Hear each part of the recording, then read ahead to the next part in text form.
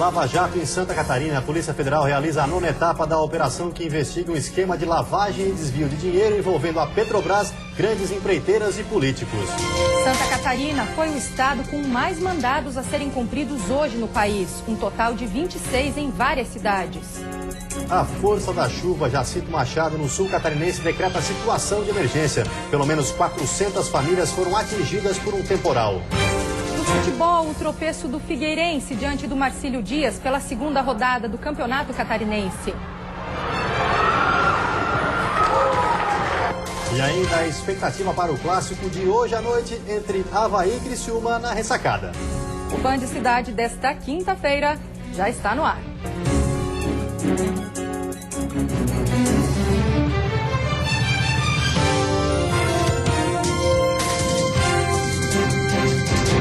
Olá, boa noite.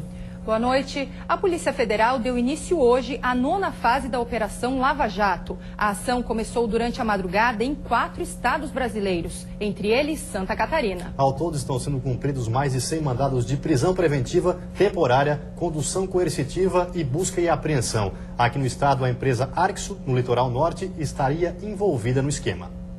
Em Santa Catarina, são 16 mandados de busca, 7 de condução coercitiva e 3 pedidos de prisão temporária. Só em Itajaí foram 15 ações. A Polícia Federal também esteve em diligência nas cidades de Balneário Camboriú, Pissarras, Navegantes, Penha e Palmitos.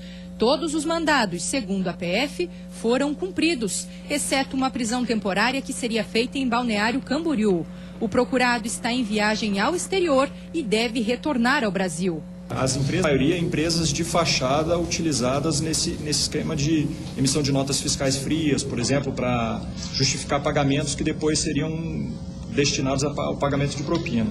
A empresa Arxo, construtora de tanques de combustíveis em Balneário Pissarras, no litoral norte, é suspeita de envolvimento num esquema de pagamento de propina. Um sócio e o diretor foram detidos. Segundo o delegado, as investigações apontam a participação de 11 operadores no esquema de lavagem de dinheiro na estatal. Os acordos eram ligados à diretoria de serviços da Petrobras. Embora envolva mesmo o grupo, há um procedimento um pouco separado, que em virtude de informações colhidas pelo Ministério Público nas últimas 2 semanas, que diz respeito a uma grande empresa de Santa Catarina, que mantém negócio com a BR Distribuidora e que também estaria envolvida no pagamento de propina, na corrupção de agentes públicos em troca de informações privilegiadas dentro da Petrobras e de conseguir contratos direcionados para ela. Em nota oficial, a Arxo informou que o setor administrativo da empresa está com as atividades suspensas para que os profissionais possam prestar informações à Receita e à Polícia Federal e que a intenção é contribuir para os esclarecimentos necessários. A recém-nascida que foi encontrada no cemitério de Lages na última terça-feira já está sendo adotada por uma família. A menina ainda está no hospital, mas deve receber alta no fim de semana. O processo de adoção está acontecendo via Promotoria de Justiça da Infância e Juventude de Lages. A bebê, que foi encontrada na última terça-feira dentro de uma sacola plástica no cemitério municipal da cidade, irá para a casa da nova família assim que receber alta da maternidade, onde continua em observação. Há processo de adoção, mas por não ser registrada, ela já não vai ser preciso o processo de destituição do poder familiar. Então a família já vai começar o estágio de convivência com a criança. Segundo a direção da maternidade, Renata, nome dado pelos funcionários do hospital por significar renascimento, está se alimentando bem e deve receber alta neste final de semana. O promotor que cuida do caso explica que a identificação dos novos pais será mantida em sigilo. Sigiloso justamente para proteger a criança e os adotantes. Caso contrário, eventualmente o pai ou a mãe poderia ir atrás da criança, atrapalhar bastante o estágio de convivência. Já a Polícia Civil tenta identificar a verdadeira mãe da menina. Imagens de câmeras de segurança instaladas próximas ao cemitério, onde a bebê foi localizada, estão sendo analisadas. O inquérito foi aberto para investigar o caso. Depois do intervalo, a chuva que caiu ontem provocou muitos estragos na região sul. Os ventos chegaram a 100 km por hora. E ainda o estado reforça a campanha para combater a dengue. Até o momento já são 75 casos confirmados em Santa Catarina.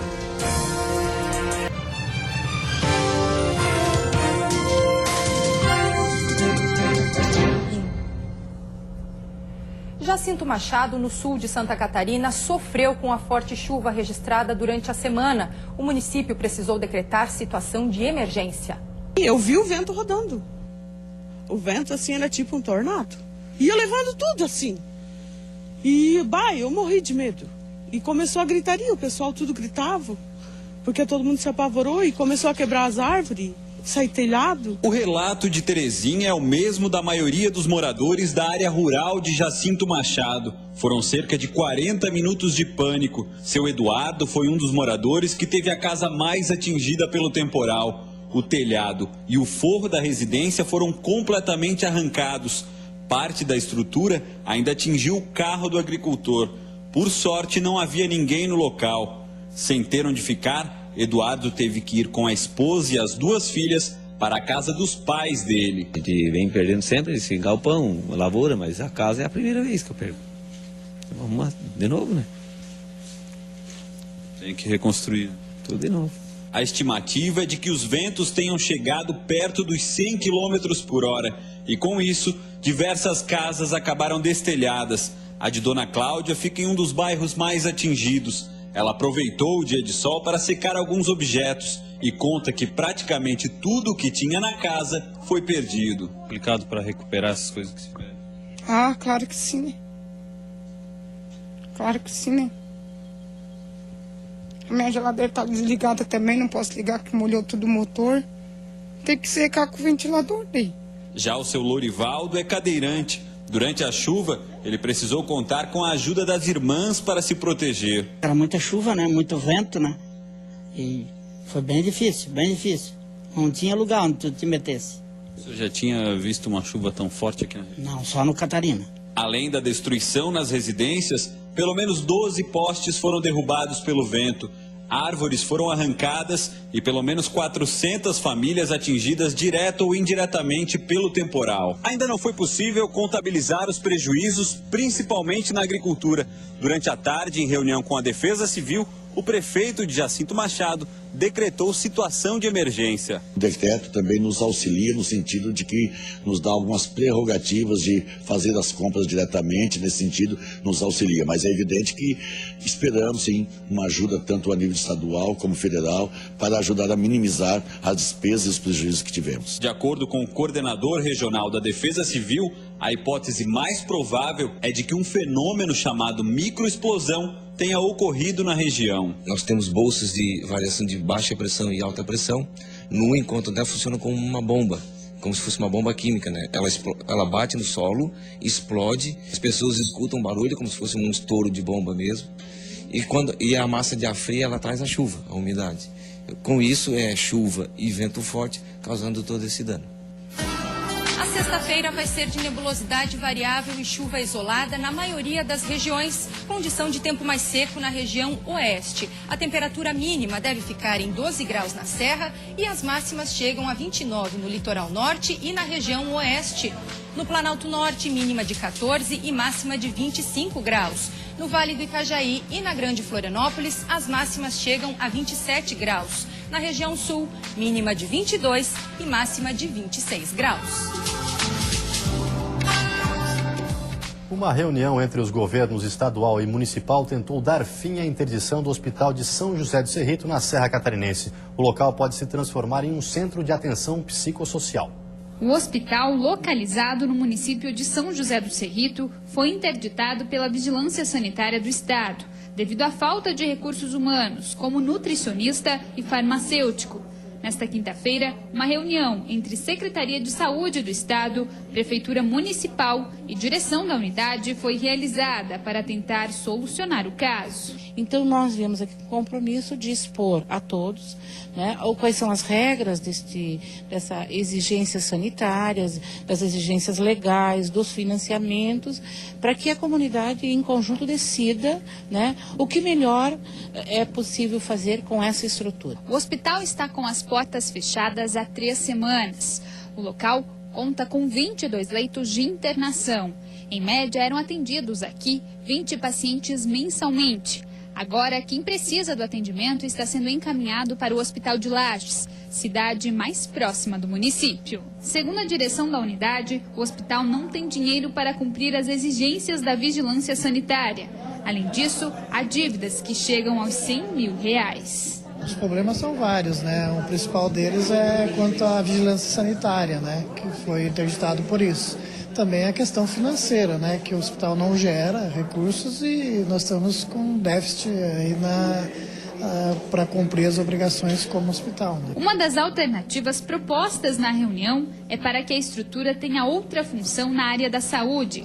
A possibilidade do local se transformar em um centro de atenção psicossocial micro-regional será estudada pela Gerência Regional de Saúde. Para nós pensarmos e viabilizarmos uma nova forma de atendimento, né, com mais qualidade, que não hospital, também vinculado a um ambulatório ou a assistência social, enfim. É uma decisão que nós vamos tomar coletivamente com o secretário municipal de saúde, o prefeito e a equipe da regional, com o apoio e a retaguarda do Estado.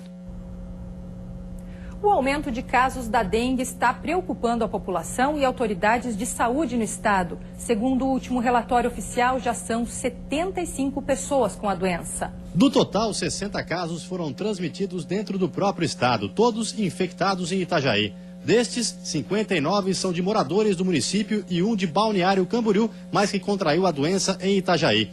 O levantamento oficial também mostra que há registro de 11 casos importados, contraídos em outros estados ou países, registrados em Araranguá, Balneário Barra do Sul, Florianópolis, Guaramirim, Itajaí, Três Barras, São José do Cedro, Blumenau e de moradores de outros locais do Brasil diagnosticados em Santa Catarina. Há ainda 4 casos confirmados em investigação para determinar a origem e que foram notificados em Brusque, Florianópolis e Joinville. Nós estamos fazendo um trabalho, especificamente no município de Itajaí, que concentra hoje a totalidade dos casos que foram contraídos no estado de Santa Catarina, um trabalho em conjunto com a prefeitura, no sentido de eliminar mosquito, no sentido de orientar, conscientizar a população com relação à limpeza de quintal, à eliminação de possíveis focos do mosquito.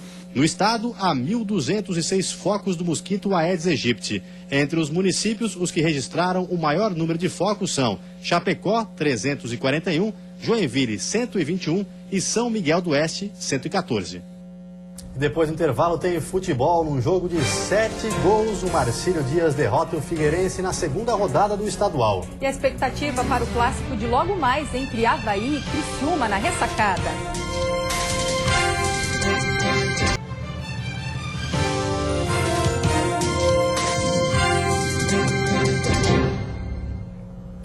Futebol pelo Campeonato Catarinense, Atlético de Ibirama e Joinville ficaram no 0-0 ontem à noite em Ibirama. Outras 2 partidas movimentaram a segunda rodada. Confira como foram.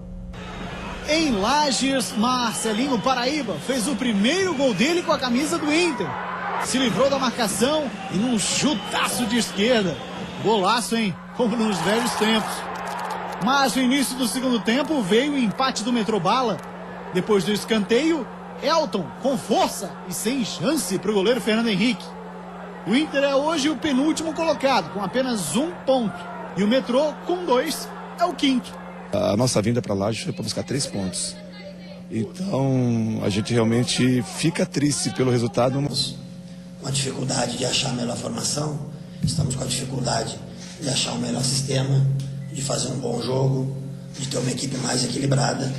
E é isso que a gente tem que buscar durante a sequência do trabalho. No estádio Robertão, em Camboriú, o Marcílio saiu na frente com o Schwenk aos 34 do primeiro tempo. França empatou cerca de 8 minutos depois. Já na segunda etapa, Mazola virou o placar para o Figueira. Marquinhos, de cabeça, ampliou 3-1. Em seguida, a reação do Marinheiro. Soares, aos 28 minutos.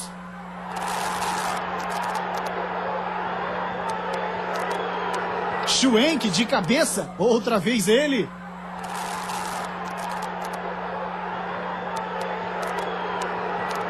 E aos 35 no final da partida, Rogélio, também de cabeça, fechou o placar. 4-3 para o Marinheiro. O Cílio ficou na segunda posição com 4 pontos. O Figueira é hoje o quarto colocado, tem 3. E no complemento da rodada, um clássico no estádio da Ressacada. Avaí e Criciúma, daqui a pouco, às 7h30.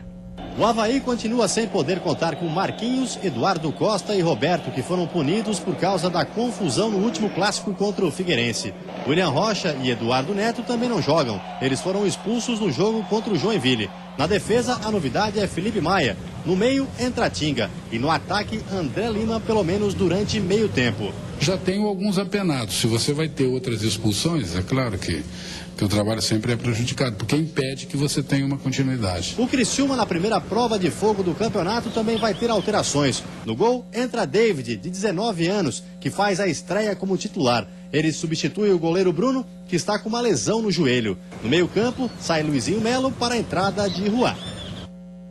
Pelo menos 14 dos 31 réus envolvidos na briga de torcidas do Vasco e Atlético Paranaense na Arena Joinville tiveram o processo suspenso. Para ter direito ao benefício, eles vão ter que cumprir as restrições impostas pela Justiça. Entre elas, ficar longe de estádios por 2 anos.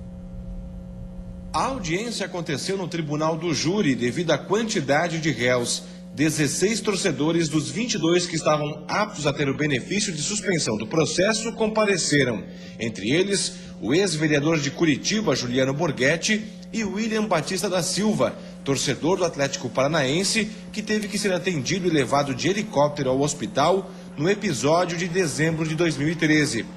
Todos os envolvidos no processo respondiam pelos crimes de dano ao patrimônio público, formação de quadrilha e por incitar a violência em evento esportivo, mas 2 crimes foram desqualificados. O crime de dano, apesar de ter ocorrido um dano de pequena monta, não se comprovou quem foi a pessoa que cometeu. Da mesma forma, apesar de o evento criminoso ter envolvido diversas pessoas, não ficou demonstrado que eles previamente combinaram de vir à cidade de Joinville para cometer crimes, de modo que também não se demonstrou o crime de formação de quadrilha, restando apenas o crime do Estatuto Torcedor. Esse crime do Estatuto Torcedor ele tem uma pena muito baixa, e por ter uma pena muito baixa, a própria lei obriga que se formule uma proposta que se chama Proposta de Suspensão Condicional do Processo. Dos 16 torcedores que estavam na audiência, apenas 2 não concordaram e vão permanecer com o processo em andamento. A Justiça ainda vai analisar o caso dos outros 6 que não compareceram nem foram ouvidos por carta precatória. Como alguns mandados não retornaram, a gente precisa verificar se esses 6 que não compareceram, eles foram efetivamente intimados ou não. Em não tendo sido, por exemplo, eles são intimados por uma nova oportunidade. Para ter direito à suspensão do processo, os torcedores beneficiados vão ter que se apresentar à Justiça todos os meses e pagar as custas do processo. Além disso, eles não vão poder mudar de endereço sem comunicação prévia, muito menos viajar por mais de 15 dias sem autorização judicial. Eles também vão ter que se manter afastados de estádios por 2 anos. Caso contrário, o processo é reativado. 9 réus não tiveram direito ao benefício, 2 deles por possuírem antecedentes criminais. Os outros 7 vão ser julgados separadamente. Eles estão incluídos em outros 2 processos em que respondem pelo crime de tentativa de homicídio durante a briga. Para os demais, os que são acusados também do crime de tentativa de homicídio, possivelmente esses processos serão encaminhados a julgamento pelo Tribunal do Júri. E você vai ver a seguir, Santa Catarina se firma como um dos maiores estados produtores de tilápia, espécie que representa 60% do mercado de peixes de água doce. E ainda, educação em pauta. Professores se reúnem para discutir os novos desafios no setor.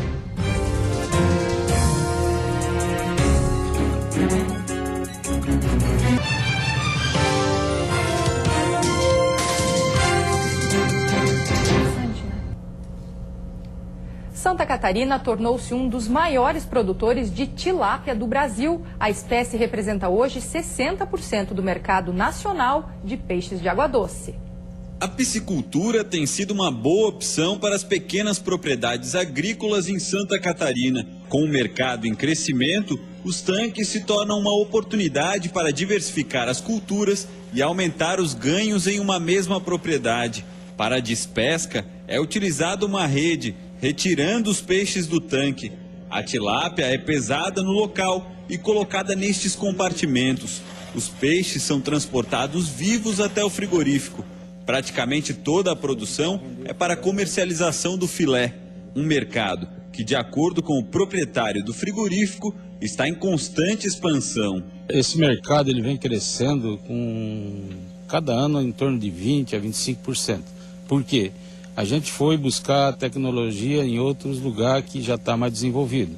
É a primeira despesca nesta propriedade. O açude, com 6 mil metros quadrados, produziu cerca de 5 toneladas. Mas para se ter uma ideia do avanço tecnológico do setor, com investimentos, o mesmo açude pode chegar a produzir 6 vezes mais. Um cultivo mais intensificado, 3, 5 peixes por metro quadrado, já requer condições especiais para se cultivar esse peixe, né?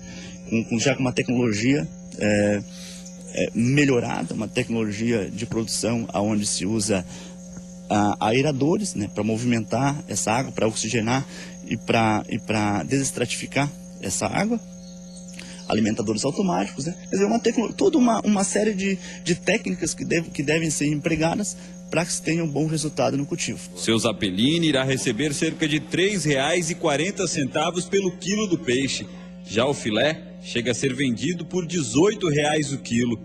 Uma rede em que todos ganham, mas mesmo assim, para o produtor que ainda está começando no cultivo de tilápia, falta o apoio governamental, principalmente para as pequenas propriedades. Somente o pequeno produtor ele está deixando de ser atendido, ele não é valorizado por aquilo que ele faz, pelo alimento que ele ainda produz, pela alimentação que ele põe na mesa, principalmente lá na cidade.